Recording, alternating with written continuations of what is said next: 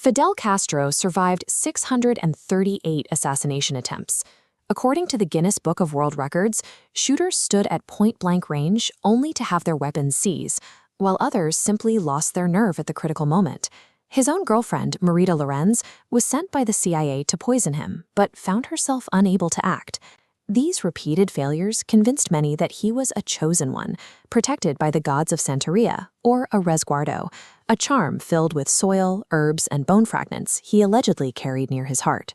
On March 4, 1960, the illusion of his safety shattered. A French cargo ship, Le Coubre, arrived in Havana loaded with Belgian munitions. The CIA had rigged the ship with a double-tap trap.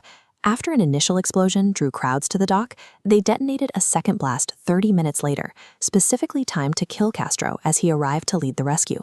He only survived because an administrative delay kept him at his office for a few extra minutes. Fortune had saved him, but it wasn't a strategy. The wreckage of the port proved that Castro's personal security was useless against state-level covert warfare. To survive the next 60 years, he had to trade his amulets for professional intelligence. Castro reached out to the Soviet Union, and soon 40 elite KGB officers arrived in Havana to overhaul Cuban security. These advisors handpicked 100 loyalists to form a new agency, G2.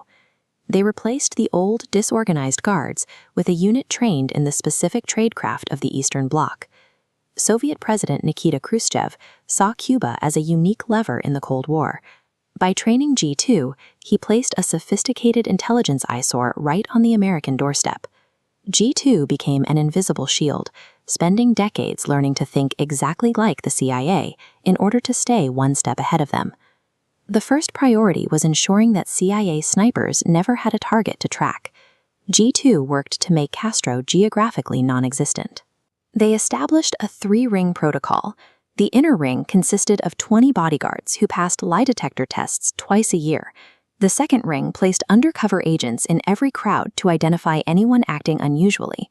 The final ring secured the entire perimeter 24 hours in advance, with G2 agents even replacing hotel staff and checking sewer lines before Castro's arrival. For public events, they deployed the Shadows. This was a unit of body doubles trained to mirror Castro's height, beard, and gait to ensure a sniper couldn't distinguish the leader from the decoy. They used 3 identical Soviet ZIL 111 limousines for every transit. The cars matched each other down to the engine noise and tire pressure, and they frequently swapped positions in tunnels to confuse any observers. Castro abandoned fixed addresses. He rotated between 28 secret locations, each stocked with identical medicine, cigars, and clothing, so he never had to travel with luggage.